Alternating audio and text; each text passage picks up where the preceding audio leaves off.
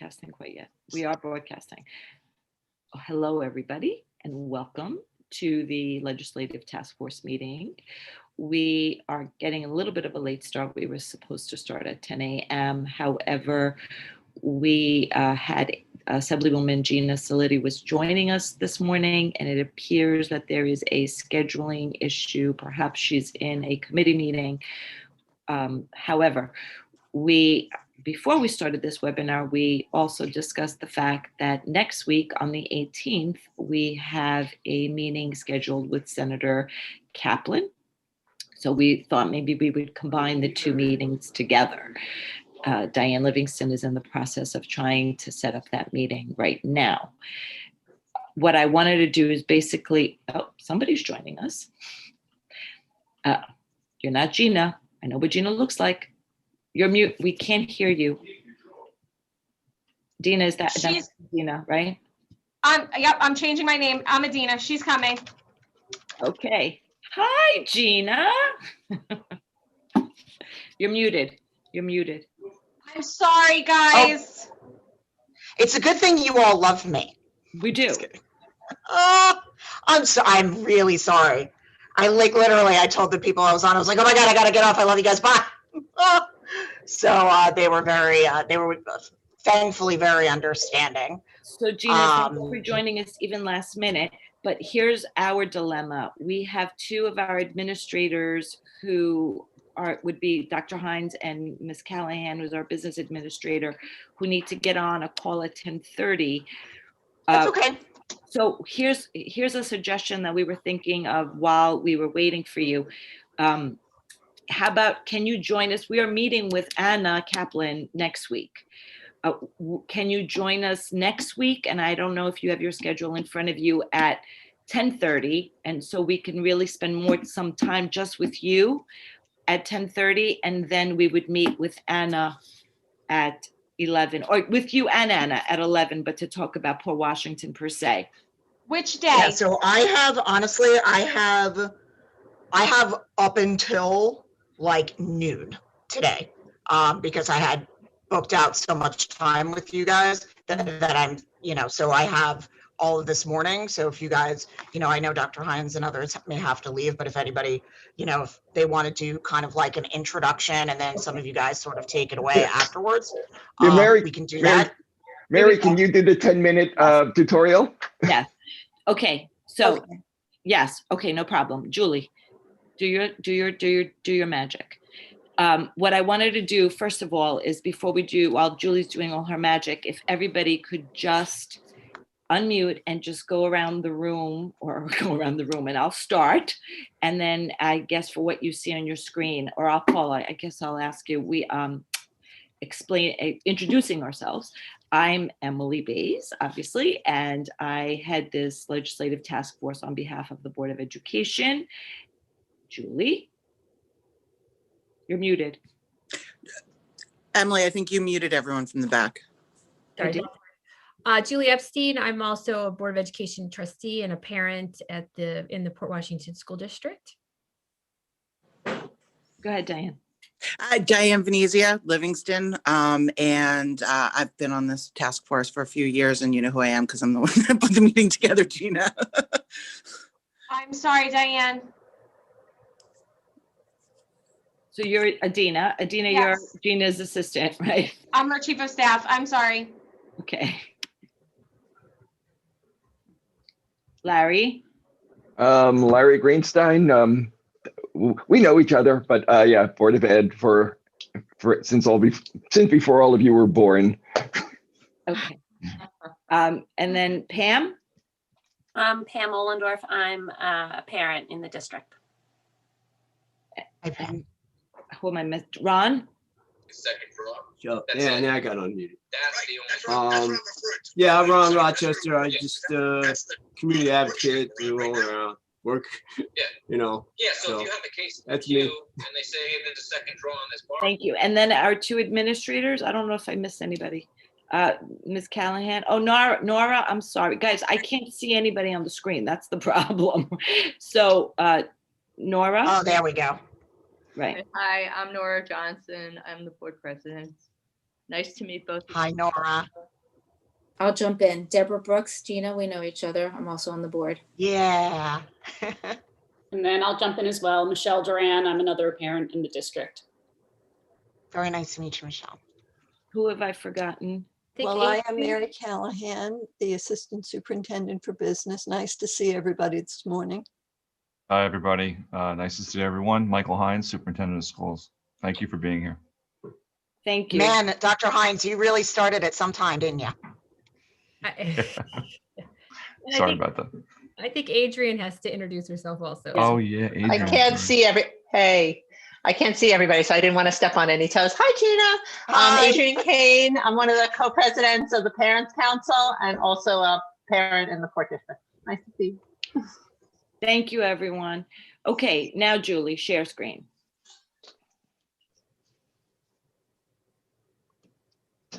Okay, great. So basically, we wanted to welcome you, and we'll go through the presentation, but before Mary and Dr. Hines have to leave, if we could just go through a little bit of the budget that we wanted to highlight.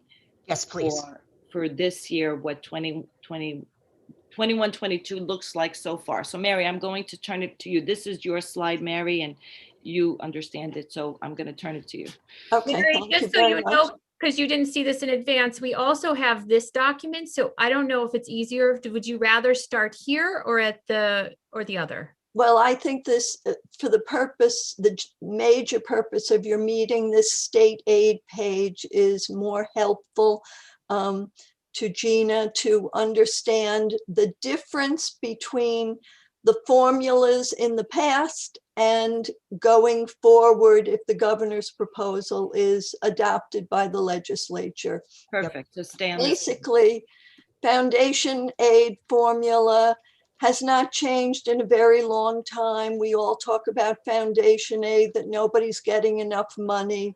But the real change this year is that multiple aids listed below, which I will explain, have now been called services aid.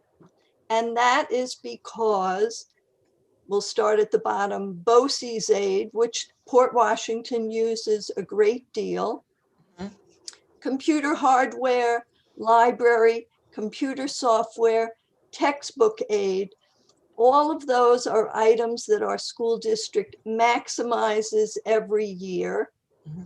And skip over building aid because that has stayed as a separate line, but go then to transportation, which is a very large cost for Port Washington because we have contract transportation. That is also going to be part of services aid.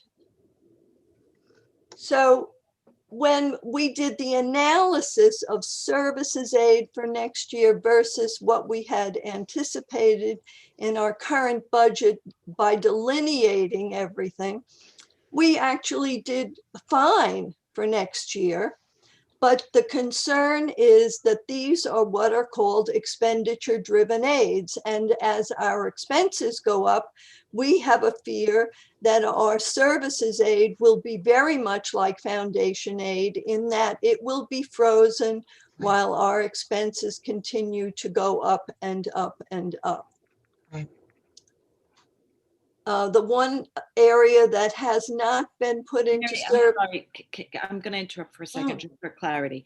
So the reason we believe that by putting these sections, lumping all of these categories that we just discussed into services aid, and our fear about putting them into services aid is that it doesn't turn into another type of foundation aid situation where since this is expenditure driven, in the past it was, if your expenses, they was generally in line. If you put it into a general category, we're afraid that by doing so, you will no longer really have direct expenses related to the reimbursement. Is that correct? Am I making exactly sense of that? Okay. Exactly. That sort of becomes the whim of the budgeters of who gets the money how, and ours could conceivably be flat. It could conceivably go down. It could conceivably go up depending upon the whim.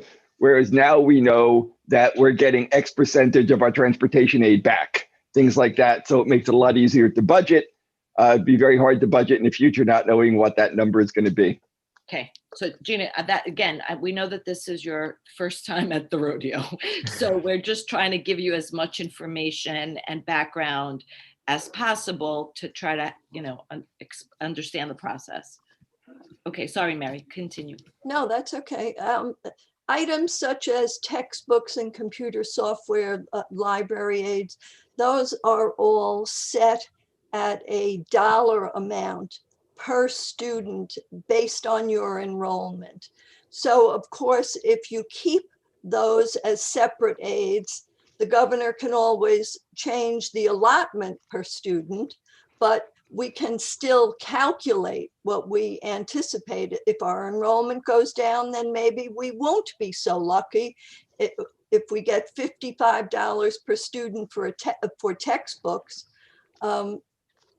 but overall, we would have a better sense of what the number would be.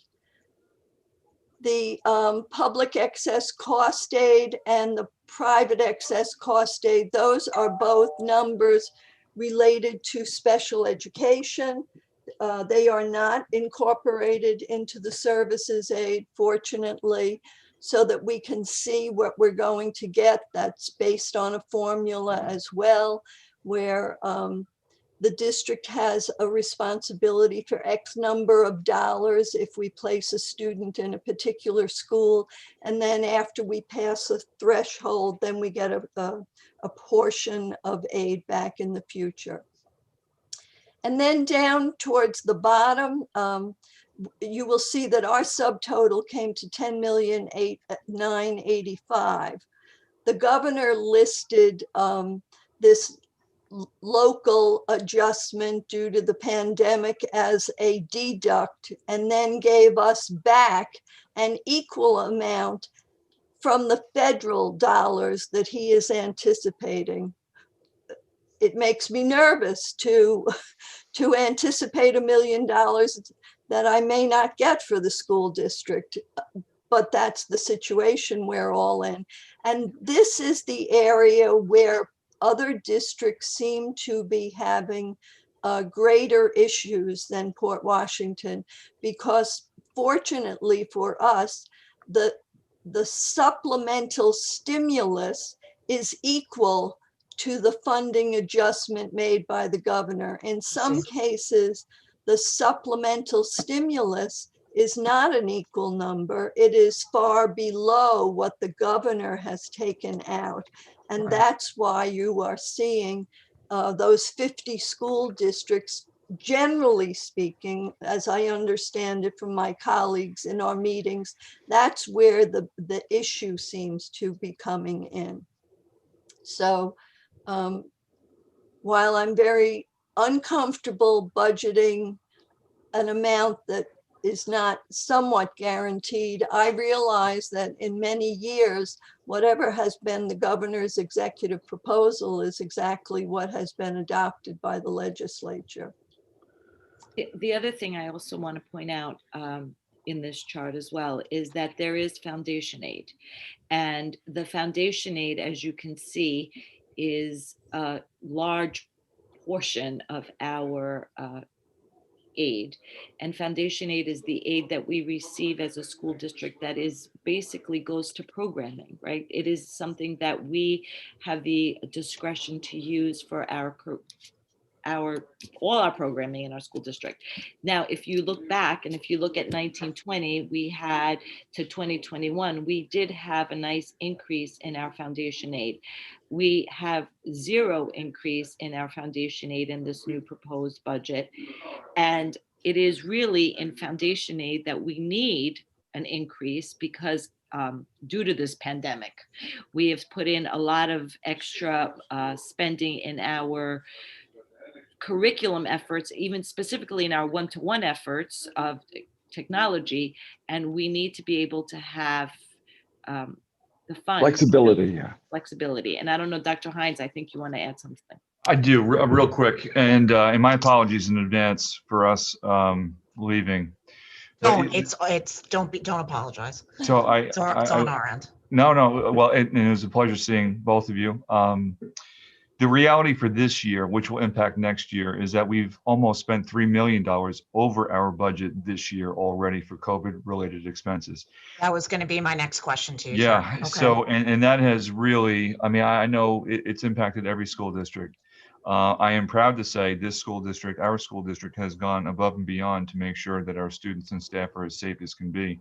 But we will have to go into our reserves in order to do so, to pay for that. And that is a scary proposition, I think, for any school district, because we've been really diligent as far as saving, putting money into our reserves. Now we'll have to almost use quite a bit. So I just wanted to share that with you before we depart, and I'm hoping we can see each other again very soon. And again, thank you for your time. Thank you very much. And everybody else, good seeing you. Well, Gina, also one thing to note is there's a formula on how to compute foundation aid, and the state has never fully funded it.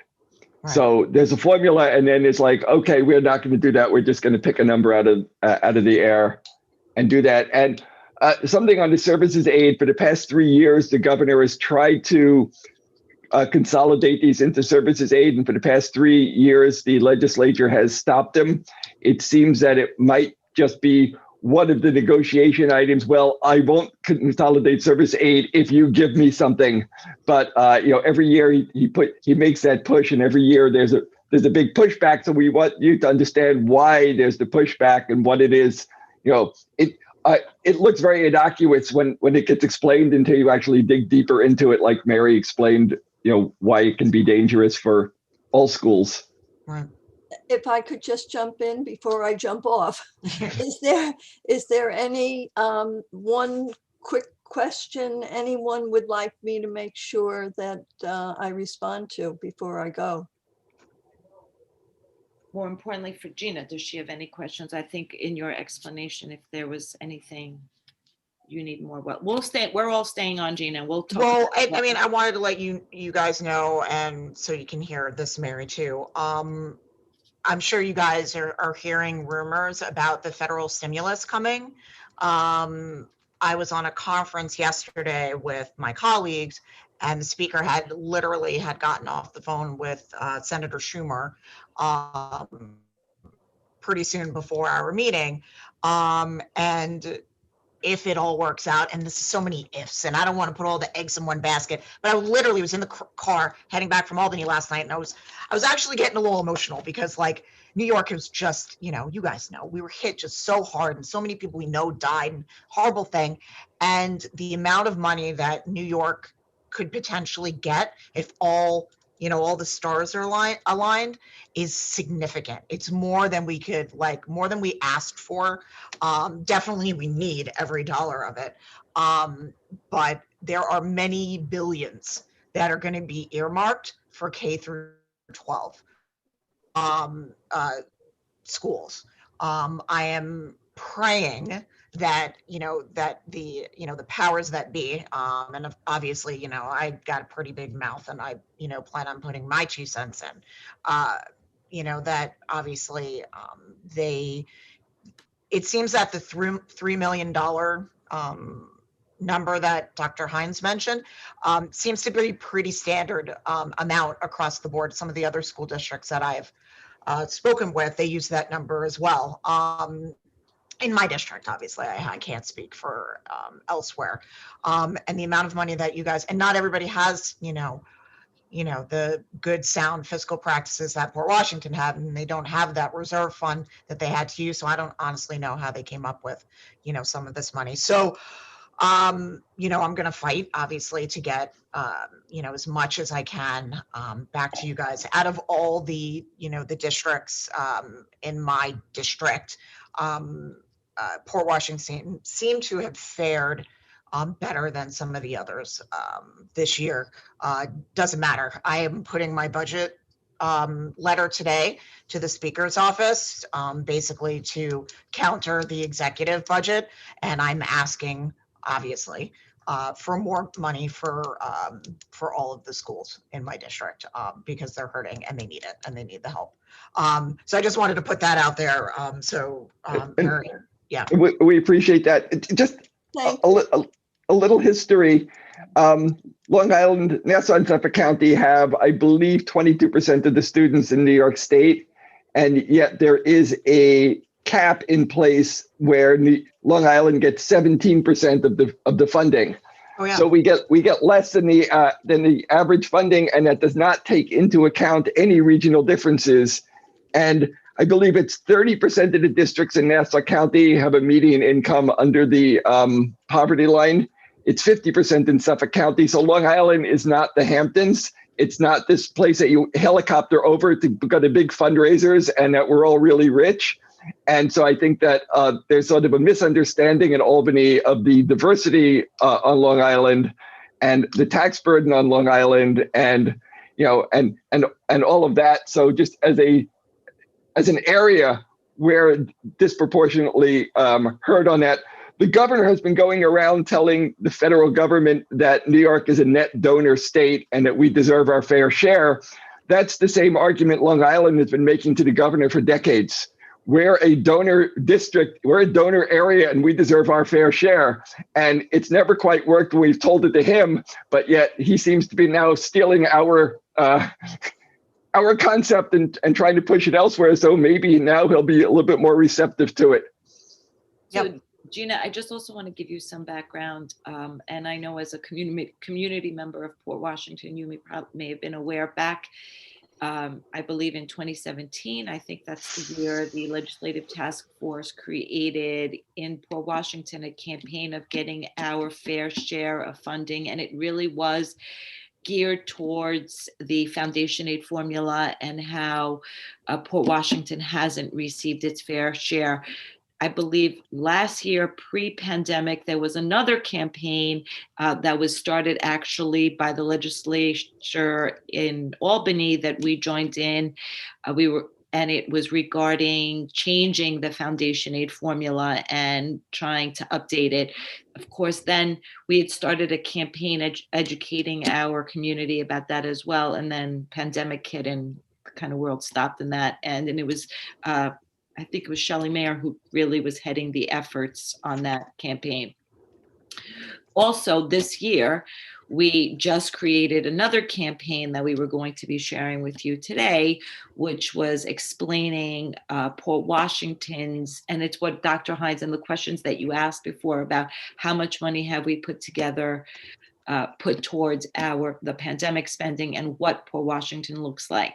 You will be receiving that. We received close to 2,500 signatures in the past couple of weeks from Port Washington constituents about getting Port Washington more funding. So these are things that we want to give you to arm yourself, so to have as ammunition as you're making your argument on behalf of your districts, so that you can have to show that, we are not just speaking as a bunch of, school board trustees or members, but that the community is aware and the community is watching. So we will have all of that for you. At the end of this meeting, you'll get a follow-up. We were initially just going to give you the campaign we just ran, but it just came to me as we were talking that if we can give you copies also of the past presentations that we've done, that would maybe be helpful to you.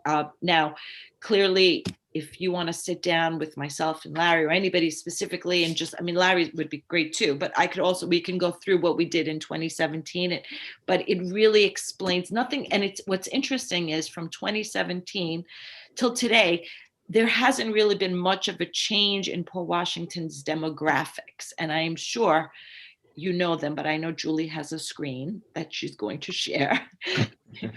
And so, Julie, go to the screen.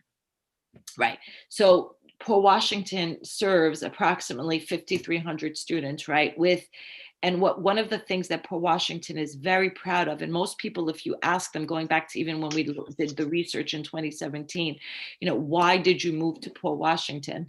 The question that everybody pretty much always answered is because of its diversity. They didn't want, a community that just looked one way. And our student population clearly follows that scenario, and where we have close, see, here's my non-math skills. We have close to 19% of our population is in the E&L. We have 16% is free and reduced, and we have 16% in special education. There are over 40 languages spoken in Hawaii. It's free and reduced lunch. Sorry, there's a word missing there. So. Yes. Again, we just jargon sometimes, but yes. Right. And that doesn't include people who haven't signed up for free and reduced lunch because they're afraid to, or for whatever reason. Right. So those are the people, right? And and we actually did talk about it in our school board, trying to get as much awareness to our community about signing up for the free and reduced lunch. And I don't remember, who remembers how many meals we'll be delivering on a weekly basis during the pandemic, when there was really nobody had to have any proof that they were signed up for free and reduced. Deb, is it that in the letter that we put together in our campaign? No, we didn't give a specific number. I was trying to see if maybe I could find it, but it was in the thousands. It was in the thousands. We were delivering thousands of meals. It was definitely in the thousands. Remember, during the height of the pandemic, you didn't have to show, anybody over the age of 18, right? Could just show up and get food from that. And the problem with that is we get aid based upon our free and reduced lunch numbers. So although we went out to feed everybody without any documentation, that meant fewer people needed to actually register, which actually we were going to do it anyway because we needed to feed people, but there was an economic cost to us besides the cost of the meals, in that fewer people were signing up for free and reduced lunch. It was definitely over 16%. Yeah.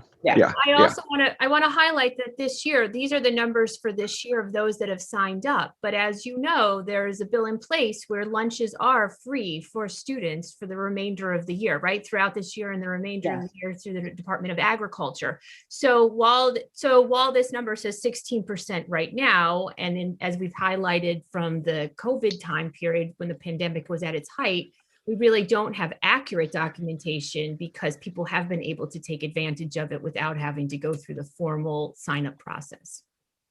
So it certainly is higher. Okay. Julie, what's the next slide? By the way, the 40 languages spoken is like what I love. I live, you guys, I don't know if you know, I live in Manor Haven, which is basically, I feel like that's where all the languages are spoken. It's I have a neighbor who's spoken in this household. Yeah, right. I was gonna say, you got some languages there too. Now it's Japanese neighbor, Italian across the street, Spanish on the other side. It's it's a lovely mix. Anyways. So just some of the initiatives that we've taken on in Port this year. I did allude to the Get Port's Fair Share of School Funding letter that we put together, our campaign. We've received almost 2,500 signatures. Back in early January, we also submitted to you and to our other, to Anna, and I believe, I don't remember, was it to the federal also? Yes. Federal legislators, we submitted a digital divide letter, which I don't want to be doing all the talking, so I'm going to let somebody else on the committee just update on what that was. I mean, you should have seen it. And NYSSBA, the New York State Board Association, had started a campaign regarding the fact of all of the inequities that exist with remote learning, providing broadband, providing computer equipment, et cetera, to those that cannot afford it or are challenged by it. So we joined onto that bandwagon, we notified our public, and as a board, we definitely supported that more needs to be done to provide financial assistance or more assistance in some way to all of those services, to all of those families, and help lessen some of that gap. Because with so many of our students being remote, We want everyone to have an equal and fair opportunity to have learning available to them. How much did you guys, is that included, by the way, in that 3 million? Did you guys have to buy a lot of equipment for people? We bought them on our last year's budget because last year we had a little bit cash left over because we closed schools. But we did spend over $1 million on that. Right. So it's not included in the $3 million from this year. So if you add them together over the period from March to March, it's probably closer to a little over 4 million. So, and that's on equipment. I will say our numbers for broadband increases in hotspots was closer to $300,000 just to provide for the hotspots and broadband for those that were in need as well. And then the question is, basically the school districts have taken on that responsibility to provide broadband and access, but is that actually the school district responsibility, or is that the state's responsibility to make sure that everybody in the state is connected? So are we taking the money that is being given to us and spending it on something that should actually be spent elsewhere in the state? And I also just want to say, moving forward, broadband isn't like it's a one and done. There are always enhancements that need to be made now that we've entered into this remote world. So, and unfortunately, costly enhancements that need to be made. And it's only going to get more costly and increase.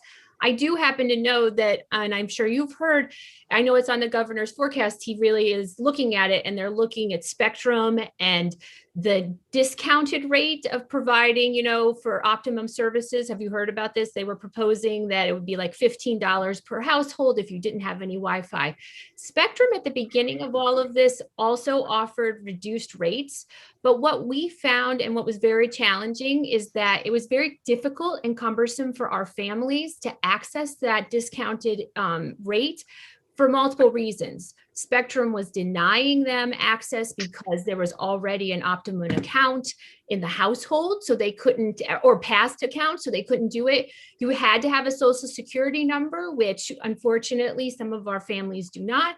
And so they could not take advantage of it. And so once again, even though there were discounts and afforded, people could not take advantage of it. So moving forward, if we're only looking at providing discounted services to families, the ultimate burden financially will still fall onto the school districts if some of these parameters are not lifted as well. So just wanted to provide that insight. That actually is incredibly important insight. Thank you. So that information, Gina, we can put together. Again, I know you're taking notes, but we can have something sent to you in writing, so you have all of that information, just so that you have your notes, to forward even. I just want to point out, just to go back a little bit, Deborah did put in thank you, Deborah, put in the chat that she found that the weekly meal count in May of 2020 was almost 40. It was 4,100. In June, 4,800.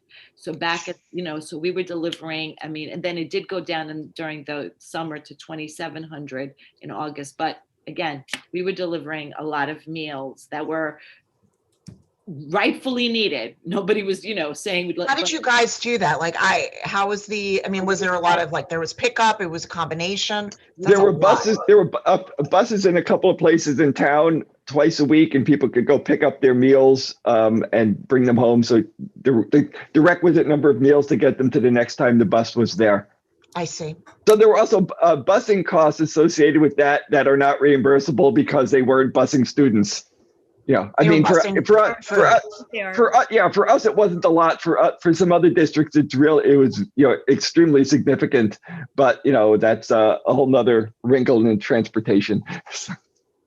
Interesting. Okay, I don't know if you have any other questions about that, but we do have we are going to, do we want to talk a little bit about, well, we're going to give you the letter that I told you about this, and there's a lot of information in that letter that will be very valuable for you, especially as talking points and selling points to the assembly. But we want to talk a little bit also about looking ahead. And so we did talk a little bit about our budget, right? And you got an understanding of some of the challenges that we have with regard to the budget. But We also have some questions and some requests with regards to, first of all, bringing back all our students in 21, 22. So as you probably remember, we got all the guidance from the state back in July. Although we were working throughout the summer and throughout the height of the pandemic, trying to figure out what happens, how do we go back to school? It wasn't until till July, mid-July, I believe, that we received the guidance from the state. And so right now, Port Washington, just so that you have an understanding of what Port Washington, what it looks like to be in school. We do have all our pre-K to 5th graders in school full 5 days a week. We did create, in the governor's wonderful wisdom, after the guidance was given, he also then said, however, if it's up to parents to be comfortable sending their children back. So what then happened was we had parents who were not comfortable sending their children back. So we created an elementary fully virtual school, which means we have students and staff that are dedicated 100% to not going into an actual building, but on their screens, because their parents did not feel comfortable sending them. So we have elementary in school, we have elementary out of school. How many are, what kind of numbers are we talking about, Emily? Like how many kids are home? I believe we have 100, what's the number? 100 and 79? It's 179, I believe, elementary school. And we have a teacher for each grade, and we have aides, educational assistants that are assigned to each of that grade. And we've also assigned principals by grade, dedicated. See, Deb, you can speak. Don't write in the poem. Deb, what did you say? I can't type fast enough, but you were actually saying what I was trying to type. It's a separate school. We staffed this school with additional teachers, with additional aides, in addition to what we have going on in the 5 elementary schools. But you were saying it, I was trying to type it. And it's around like 6% of our elementary school population.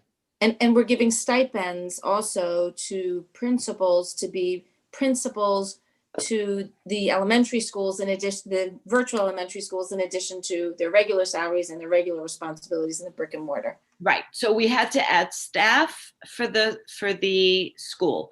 We added educational assistants, TAs for the school, and we are stipending out. We didn't add a full principal, but what we did is we gave some of our principals 2 grades that they were responsible for. We broke it up that way, and we are stipending them for that as well. So that's our elementary model.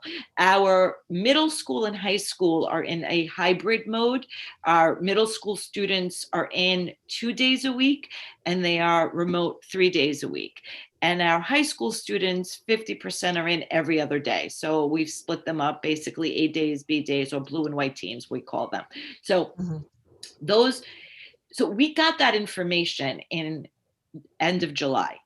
Right now, as we discussed the planning, the budget, as you saw the budget, we are all operating that budget as if we're going to go back to school in September of 2021, like we were in school September of 2019, or September of 2019. Yeah. We don't know for sure. We don't know. And so, as you heard us say, that we spent over $3 million in COVID spending, and there's a list of things that we've spent money in. How do we plan for 21, 22? Unless we know, are we going back the way we were in 19? Are we going back the way we are in 20? Because that also affects the programming and how we deliver it. So what we're asking is, the ask is, send us more information earlier. We don't want to wait for the July. We want to be able to, so if we can get the governor to understand, and I know that, and we know that there's so many things you don't really know, so it's hard to give it, but it's something to keep in mind when we're discussing plans going forward. If we don't know earlier, we're going to be stuck doing something again that is going to be blindsided. Julie, I'm going to turn to you about the mental health services. That's fine. I just also want to add, oh, go ahead, Gina, and then I'll add. No, I was just going to say before we, hopefully you don't have to wait till July to get some kind of answers. I have a feeling, and you guys could probably agree, it's going to be all about the vaccinations, right? So, the whole point, I think, of having teachers, in the same time slot as senior citizens, and other frontline workers, because you are frontline workers, right?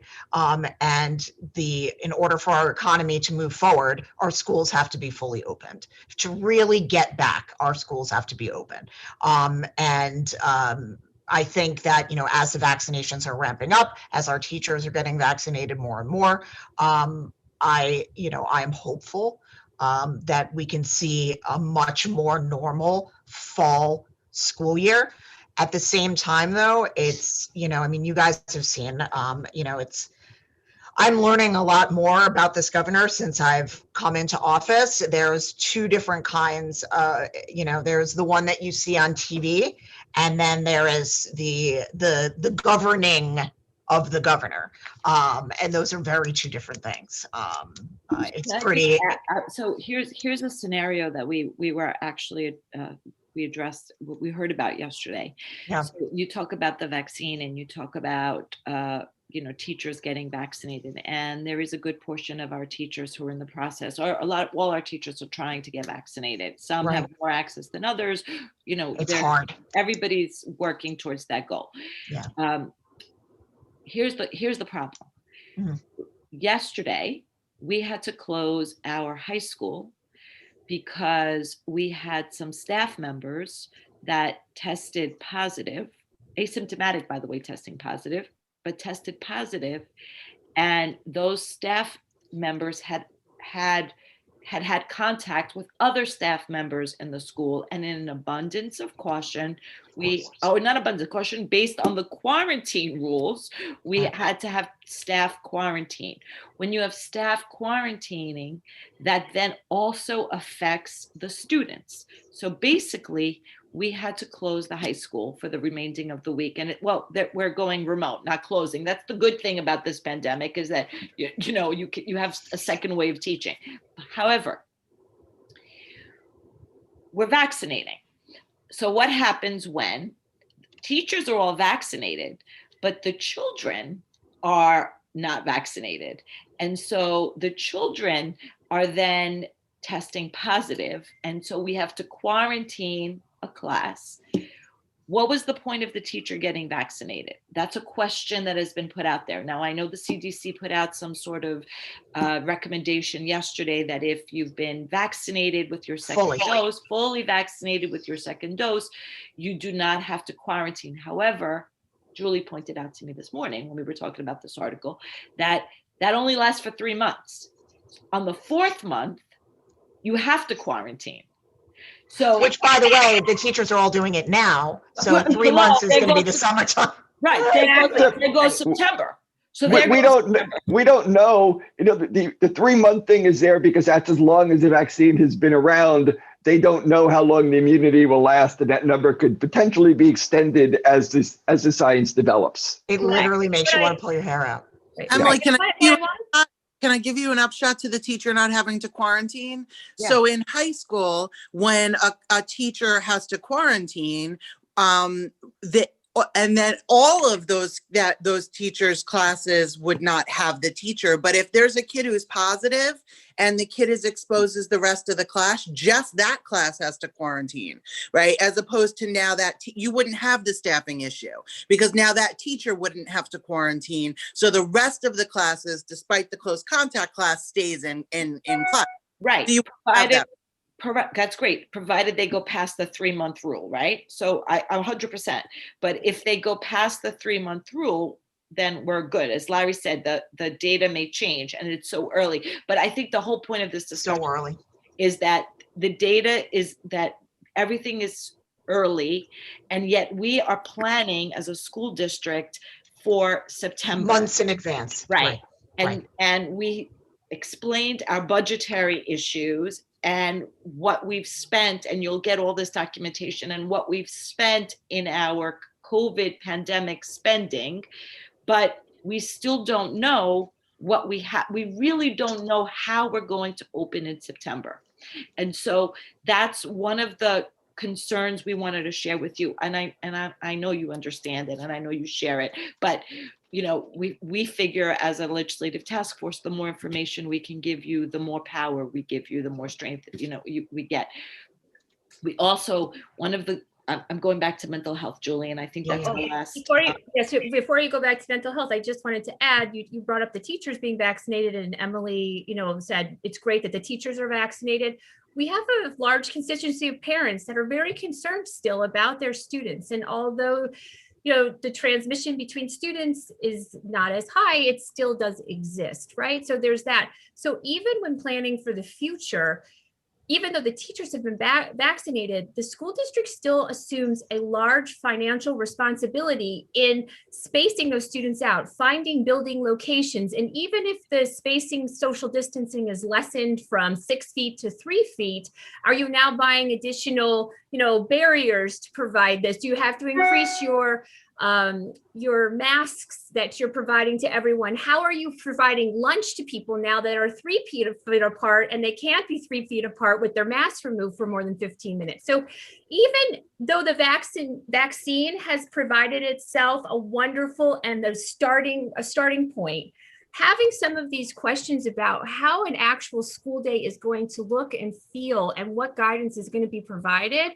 is really crucial, not just for getting those students back in, but for budgetary planning, because every example I just gave you has a dollar sign associated with it, right? It's a dollar sign that here we are budgeting for. We're budgeting for burdens that we can't even identify. And last year, when the board was going through the budgetary process, they were astute enough to say, let's put a line item in, or let's budget out some money for pandemic spending, because we know we are going to have some. But that number was $500,000. And as we've said, you can't, I mean, you're guessing, right? And we far exceeded $500,000. So it just, you're really feeling around in the dark for what you're trying to do and provide the best for everyone. And then we come to the mental health piece of it all. But to add to that, we have a 1.28 tax levy limit this year, which is like 1.23, which is like the lowest in the 8 years.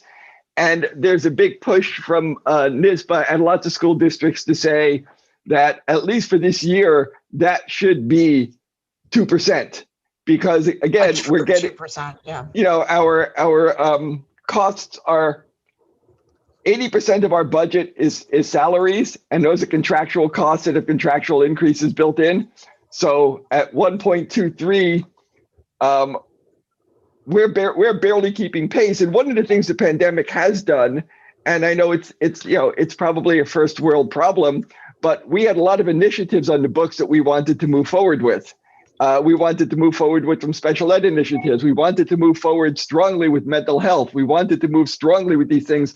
All of these things have got put on the back burner, and we've actually even had to reduce services to kids in order to move staff around to cover what we needed to just do. The basics. Yeah. Just to do the basics. We had to say, certain services that aren't mandated by law, we're going to not provide now because we can't. We just don't have the staffing or the money to do it. So, you know, so there has been an impact to the students. Certainly, I mean, the stress of being online and the stress of doing all of that is there. We also don't have the amount of supports that we were planning on having in person, and we actually need more because they're not in person. So there's a lot of stuff that is affecting us, and it's affecting everybody. But you know, we're sort of interested in how it's playing out here, and what we have here is a sort of a dual system. We have those people that can really support their children and get them tutors and do whatever they have, and we have the people who can't. And we've been working for a long time trying to close that divide, trying to close the achievement gap or the opportunity gap, and it's only going to widen now because of the disparities in that COVID has brought out, the families where the parents have to go to work. Well, great, you have a 13-year-old sitting at home responsible for his own work. How well is that always going to work, as opposed to the parents who get to work from home and sit there with their 13-year-old and say, hey, wait a minute, you're supposed to be in your math class now. So so again, one of our goals as a district and as a board was to try to close that gap, and that's going to require additional resources, not being limited to 1.23% and whatever increase at this moment. Without even adding back any of the things we need to do, we have about an $800,000 deficit. So we have to. Julie, do you want to just share that slide that we had that we just skipped through? But Gina, one of the points is that we've been spending a lot of time talking about all the funding that we've had to do because of the pandemic, but we are a school district, right? We are in education, and our main goals really are to educate our students. And as Larry's pointed out, we've had goals of, doing different, increasing what we were doing and closing the gap among our students. One of our goals is, and this is why we talked about, one of our goals as a school district was to make sure that our students had the social and emotional help that they needed, especially because of the pandemic. All of that is funding that costs the school district, right? It's not the basic, math and English that we are dictated to provide. And I'm using that as a very basic example, but so we want to continue to be able to be Port Washington and give the proper education that we believe our students deserve. But that's all at a cost. And having a tax levy increase, as you can see on this slide, of 1.23% is really holding our hands back, when also the teachers' retirement system, these are pension contribution rates that we have to give towards. So we're expecting that the TRS system, teachers retirement system, is going to have a 10% increase. That'll be close to $1 million for us. We're expecting that the employee retirement system is going to have another 16% increase. That's $675,000. We expect another close to $1 million increase in our health insurance. That's 4% increase. So when you even have, before you even start with the contractual obligations that you have anyway with our staff, which we know our staff is our, biggest portion of the budget.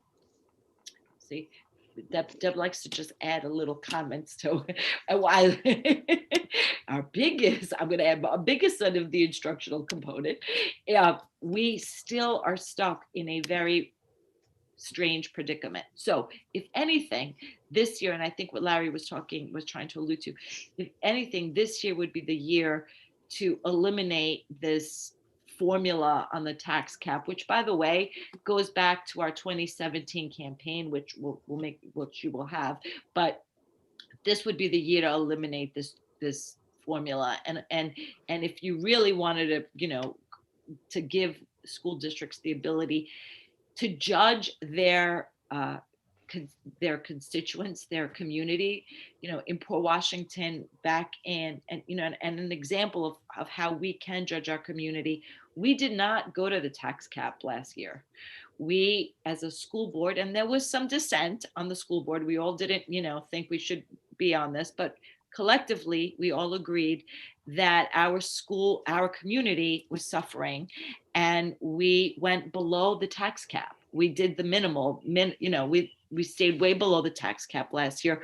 And so, and I bring this up because that, again, I think is ammunition for you when you're fighting on behalf of Port Washington, because you can't say, well, they're just going to cut, they're just going to disregard the needs of the community. We did it. We were, and we may have regretted it afterwards, but at this point, I think it's something to consider, is that we are a school district that thinks about their community. And at this point, I think this is something that may be an argument to be had, is I don't know that we need this tax cap this year. Give us the flexibility to make the right decision for our community. I'm gonna. Tina, I think we should add that into our letter, that making it a true 2%. Okay. Julie, I'm going back to that mental health thing again.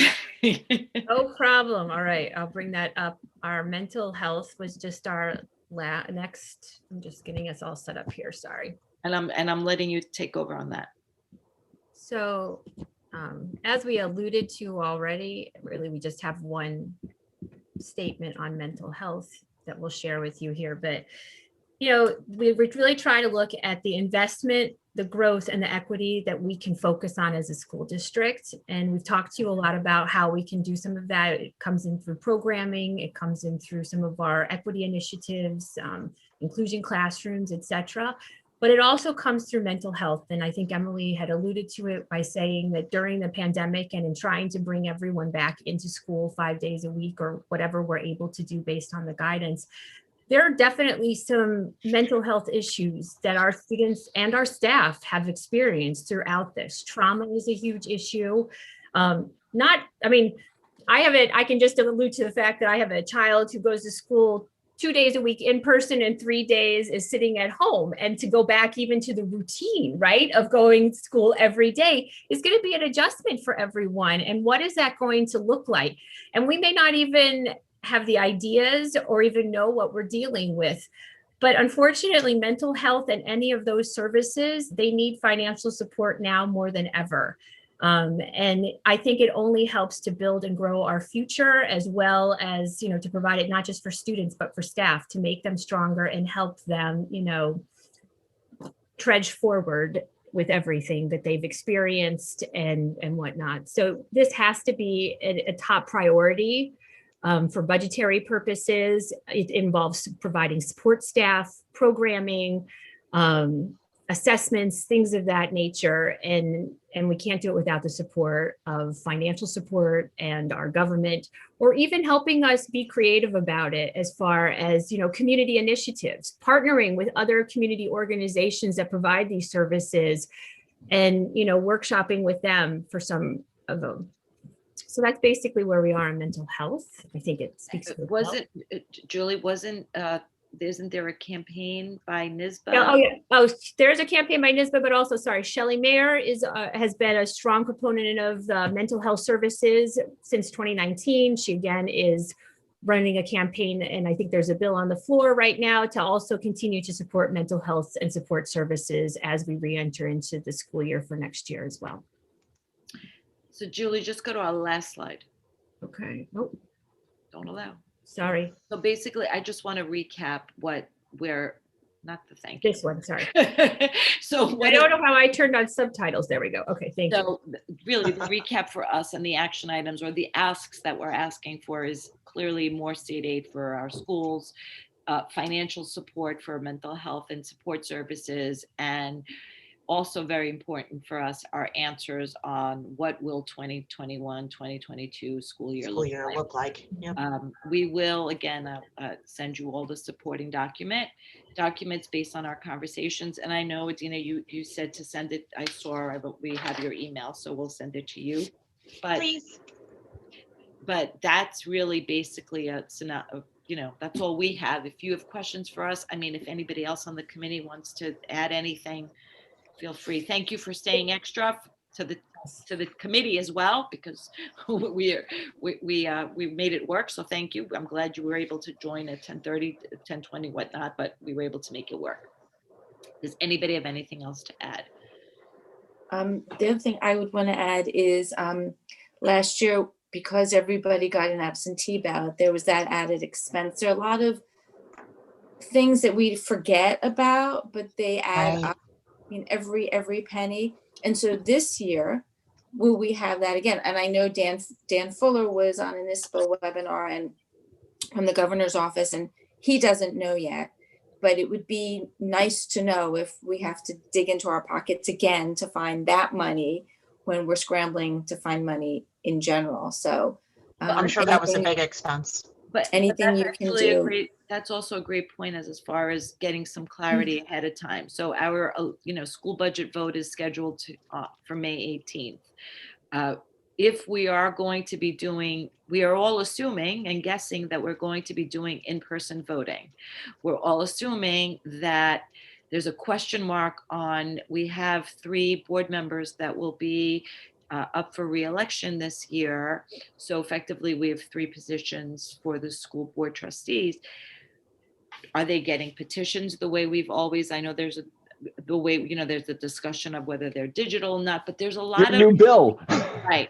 It's There, correct. yeah, so, I mean, right now, there was a bill that was already passed for like the regular candidates for this year. Right, do we fall For under a that, Jen?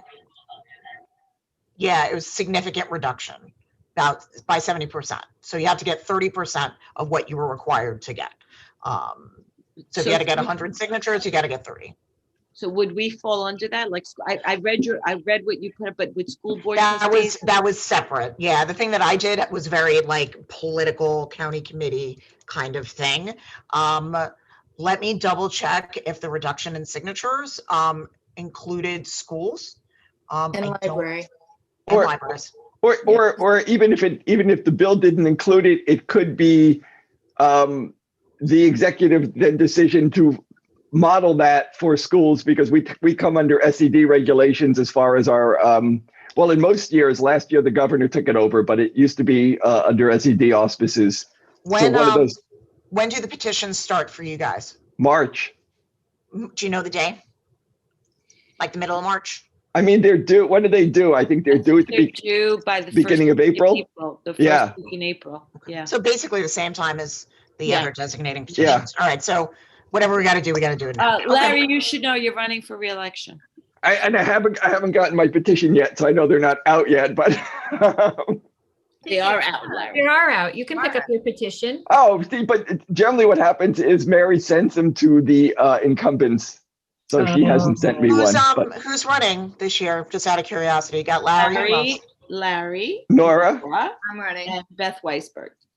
Nice. They are up for re-election. Anybody else? Anything else? Thanks, Deb. That was a good point to bring up. Yeah, no, that was petitions for schools. Anyone? and that's a no cost thing, so that there shouldn't be too much blowback in Albany on that one. So, Oh, yeah.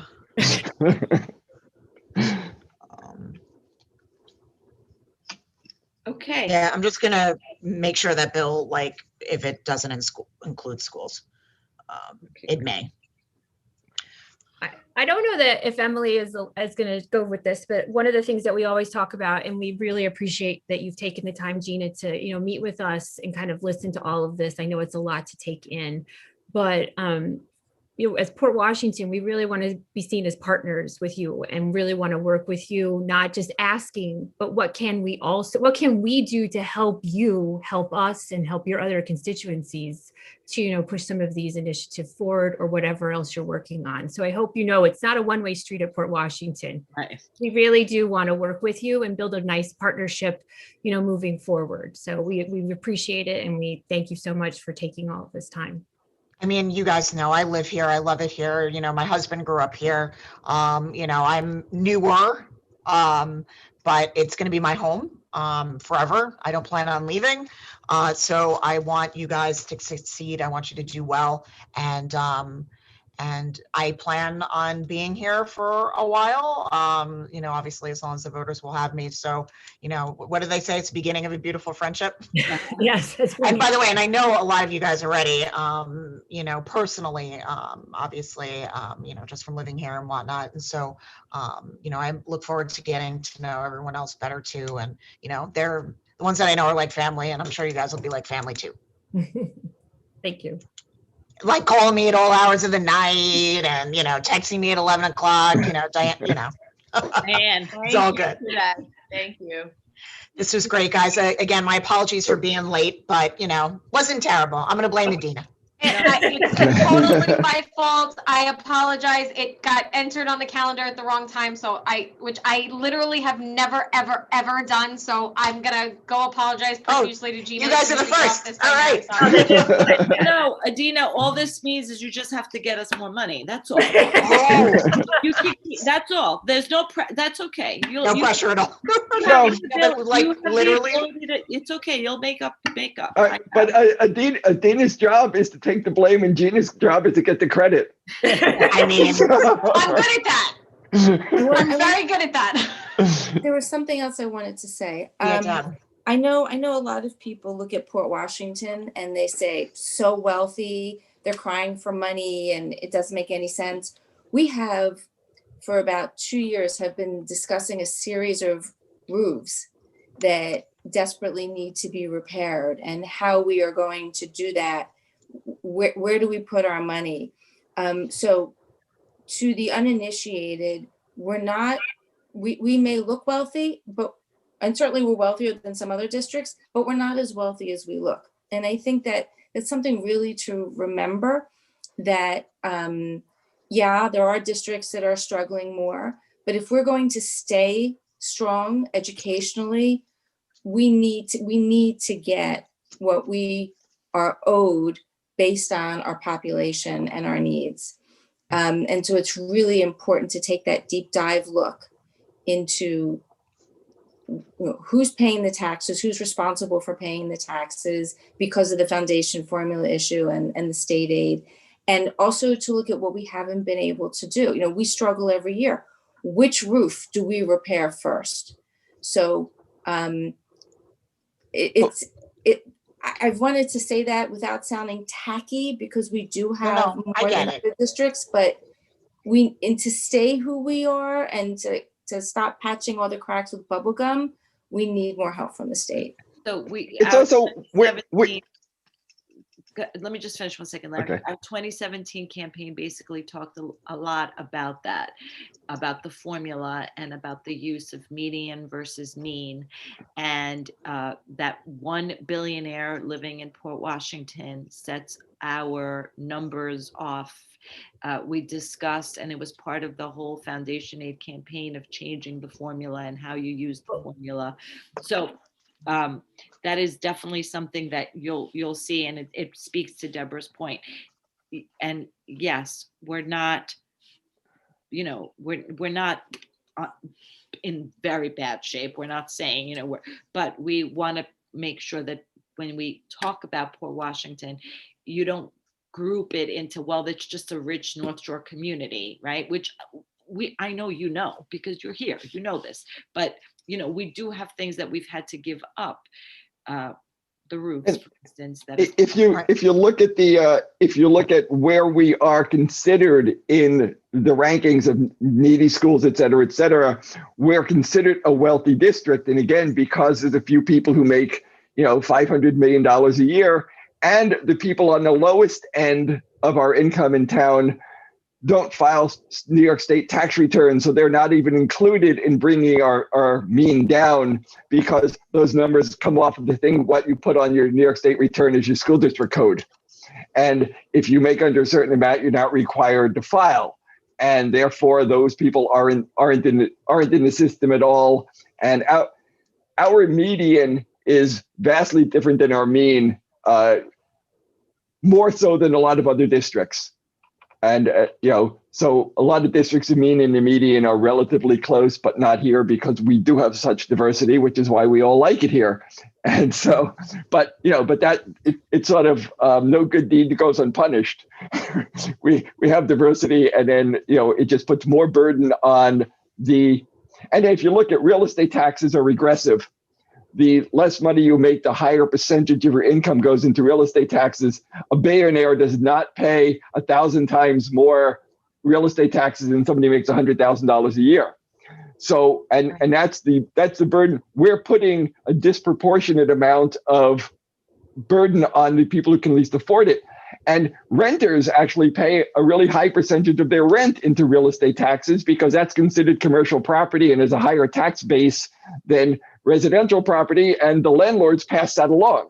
And so, so it's not, and, many states actually have a renter's credit to take that because they don't get a credit for real estate taxes. New York doesn't. But but anyway, so that right. But so again, that's disproportionately hurting the people who can least afford to pay it, and which is what we struggle with every year in trying to pass a budget and trying to make a budget that isn't going to hurt the people who can least afford it, while letting the people who could afford it not really contribute as much as they could. Who is the one person making with the billion? Do you know who it is? Well, I mean, we've got a number of people. We have a number of billionaires. This is a recorded meeting. Oh, yeah, there are a number of billionaires in Sands Point that you read about in the newspapers all the time. I would guess that, yeah, we have some pretty who also, by the way, are very generous givers. Oh, I'm sure. Oh, yeah, absolutely. But it's it's the tail. Honestly, it's the tail of the North Shore. We're not the only district where this is an issue.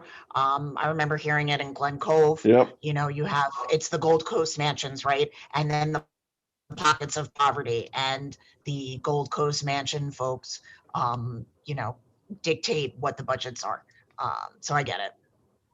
So I'm just going to say thank you to everybody. I'm trying to think. Yeah. Anything else? Is there anything else, Gina?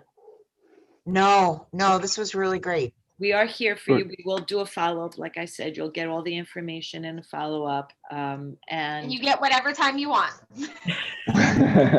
So if you have questions, of course, once you get it, and we are a phone call away. Right. If I need any help with my blurb that I'm writing today about Port Washington, I'll let you guys know. Thank Great, you. thanks. But you guys are gonna arm me with talking points. We should be good. Okay, just to recap, you're doing your blurb today, so we should get everything to you today? Yes. Julie? Yep. I mean, we're probably going to submit it tonight, late, but we have a draft. It's about 5 pages long of asks. So we've been working on it and did revisions, but the final word sent it over today. Tonight. Perfect. Great. Okay. Well, thank you, everybody. Thanks. All right. Thank you guys so much. Thank you so much. It was good seeing you all. Very nice seeing you. Nice meeting you. Thank you. So we're Bye. back to 11 a.m. next week, just with. Yes, we're back to Okay. 11 a.m. Gina's not part of it. We're just going to do, Gina, you're good for next week. We're Great. back to 11. Okay. Okay. Got it. Thanks. Thank you. Thank you guys. Stay safe, everyone. Again. Bye. Take Bye. care. Yeah. Safe.